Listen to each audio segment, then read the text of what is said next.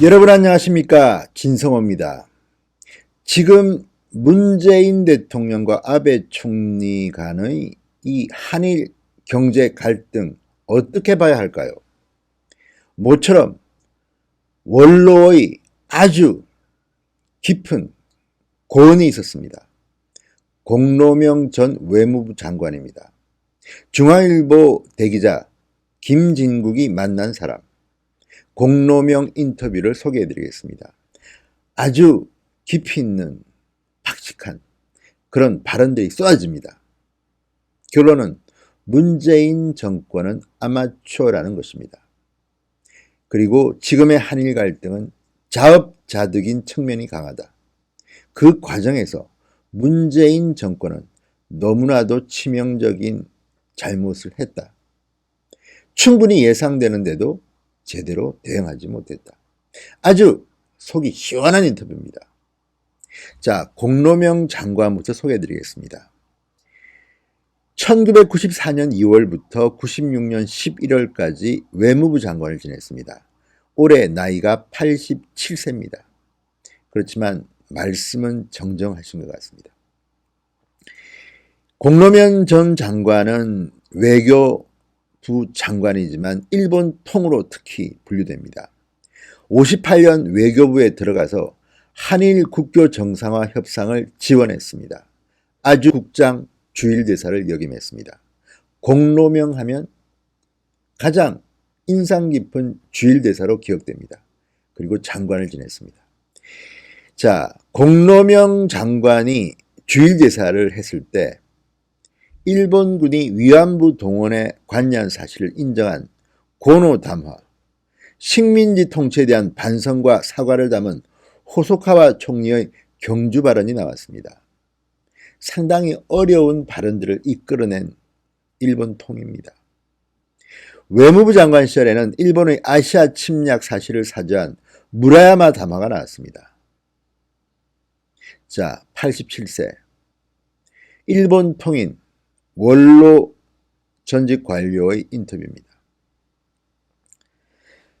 자, 공로명 장관은 지금의 상황을 이렇게 말합니다. 누가 나쁘다고 얘기하기가 마음이 아픈 얘기인데 우리끼리 솔직하게 얘기하면 자업자득입니다. 일본이 갑자기 이렇게 나오는 건 아니거든요. 우선 아베 신조 총리로서는 대단히 어려운 정치적 결심을 해 이뤄낸 한일 위안부 합의를 문재인 정부가 들어서자마자 파기해버린 거죠. 자, 공로명 장관의 말씀은 상당히 뼈아프게 다가옵니다. 물론 이 인터뷰를 읽고 많은 한국인들은 분노할 수도 있습니다. 그렇지만 진실을 말하는 원로의 말에 우리는 귀를 기울여야 합니다.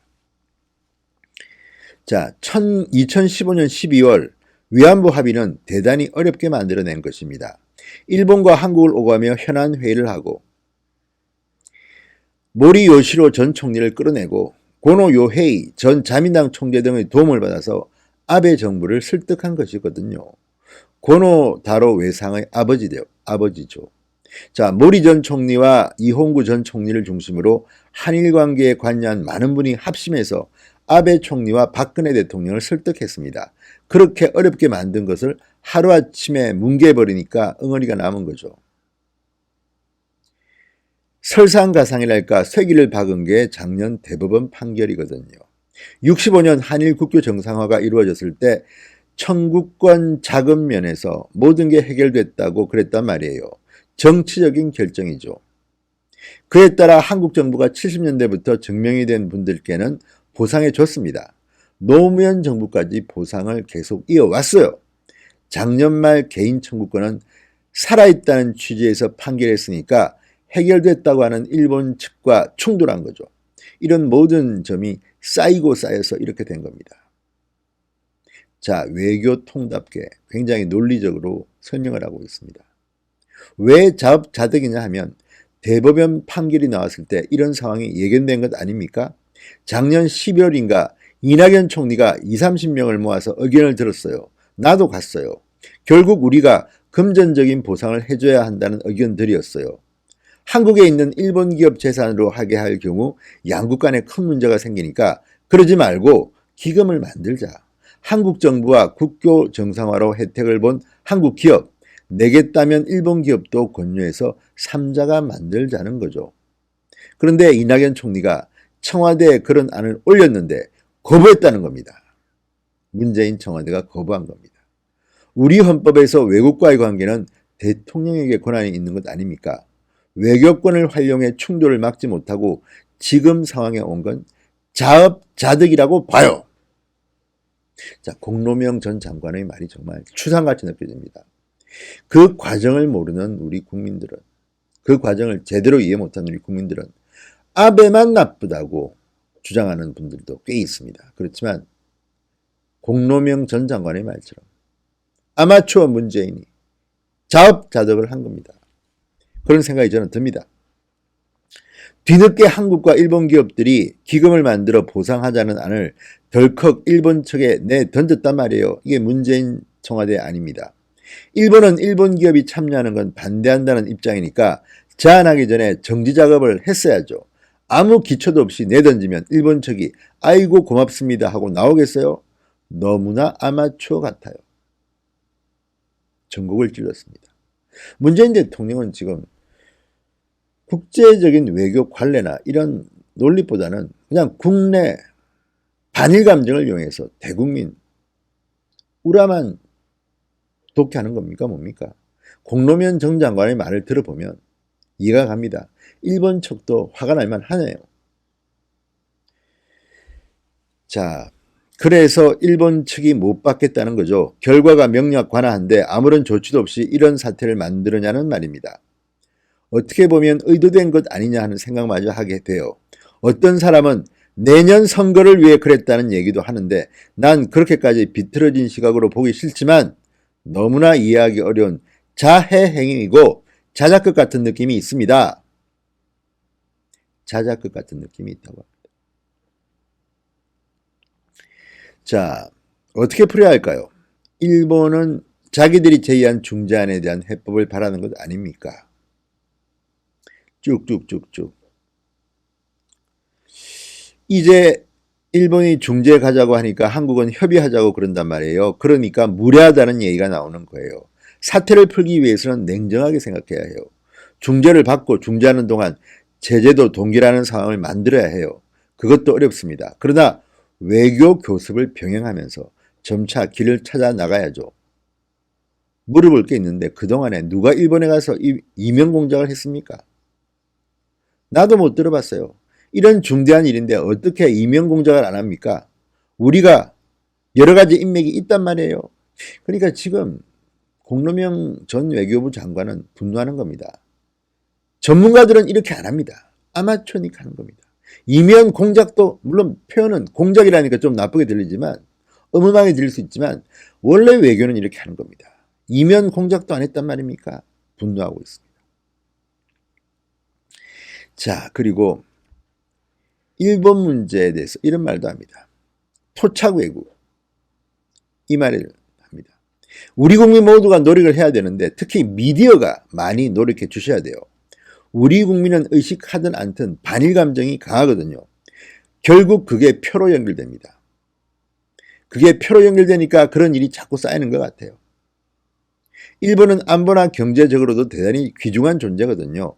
더욱이 중국이 저렇게 강력해지는 상황에서 우리가 살아날 길은 한미동맹을 중심으로 한미일 가치동맹을 만들어가는 도리밖에 없는 것 아닙니까? 참 일일이 다 주옥같은 말씀이십니다. 대학생하고 대학생이 싸우는데 초등학생이 와서 언니들 내가 중재할게 하면 중재가 됩니까? 중재를 하자면 힘이 세야 돼요. 중국이 우리가 중재한다고 말 듣겠어요? 미국이 말 듣겠습니까? 미국의 친구로서 우리가 조언할 수는 있어요. 그러나 중재자로서 말하면 무슨 소리냐 할 겁니다. 주제를 알라는 겁니다. 아주 현실적입니다. 자, 65년 국교 정상화, 김대중 오부치 선언에서 마무리되는 것 같아가 다시 갈등이 재현됩니다. 민주주의가 갖던 약점이죠. 정권이 교체될 때마다 노선이 약간 변화가 생기는 것은 할 수 없죠. 김대중 오부치 공동성명은 한일 관계의 하나의 귀감이고 지침입니다.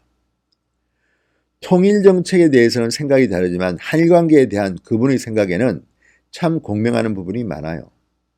대통령 선거할 때 한 표가 아쉬운데 일본 문화 개방을 얘기했어요. 소신이 있는 양반이에요. 거기에 비하면 문재인 대통령은 소신이 없다는 것으로 들립니다. 자, 그리고 다른 이야기도 좀 했습니다. 일본과 소통을 더 했으면 좋겠다는 말, 이런 말들을 해결책으로 내놓으신 거고요. 러시아 군용기가 영공을 침범하는 데 대해서도 한마디 하셨습니다. 모스크바나 베이징에서 볼 때 한반도에 지금 커다란 공백이 생기고 있는 게 보이지 않겠어요? 트럼프 대통령은 저렇게 널판 뛰듯 하고 준동맹관계로 똘똘 뭉쳐야 할 한국과 일본은 으르렁대고 말이죠. 그러니까 무주공산같이 보이지. 북한 미사일도 이야기했습니다. 섭섭한 얘기죠. 부시나 오바마 정부였다면, 트럼프 대통령에 대한 이야기입니다. 부시나 오바마 정부였다면 저런 코멘트는 안 나오죠. 우리가 한미동맹을 좀 더 단단하게 결속하고 있으면 이런 틈새가 생기지 않을 거예요. 한국 정부가 단호한 태도를 보이지 않고 희미하게 지나가니까 외국 정부에서 볼 때는 무주공산같이. 무주공산이라는 표현을 많이 씁니다. 지금 문재인 대통령이 일본과 미국과의 관계를 맺는 것을 보면 틈이 생겼다는 겁니다. 그러니까 러시아, 중국, 북한이 달려드는 겁니다. 공로명 전 장관의 인터뷰는 여러분 한번 읽어보십시오. 감동적입니다. 그리고 우리가 몰랐던 새로운 외교의 스킬 같은 것도 보입니다. 외교는 내가 승이고 니는 악이다 하는 순간 망합니다. 공로명 전 장관의 이 인터뷰를 청와대도 좀 봤으면 좋겠는데 그 사람들이 다들 이해나 제대로 할지 모르겠습니다. 김성호의 직설이었습니다.